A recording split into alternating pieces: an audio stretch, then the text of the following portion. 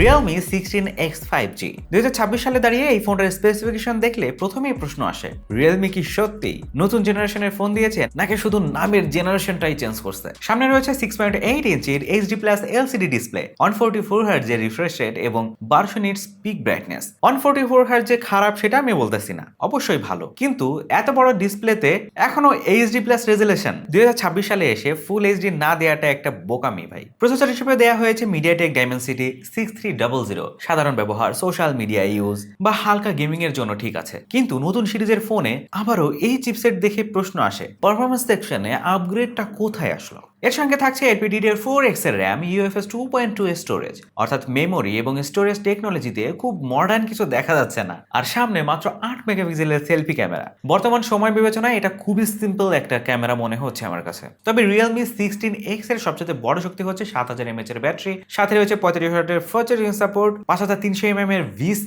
Cooling system এবং IP65 এর rating.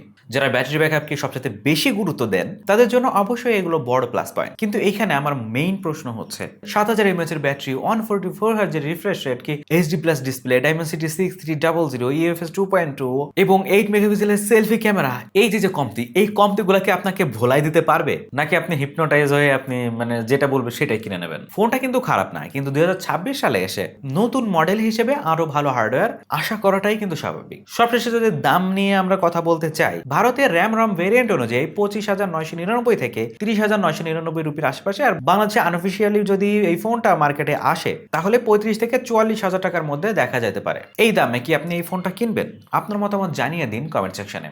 এখন যারা চ্যানেলটিকে সাবস্ক্রাইব করেননি এখনই সাবস্ক্রাইব করে রাখেন। দেখা হচ্ছে পরবর্তী ভিডিওতে। আল্লাহ হাফেজ।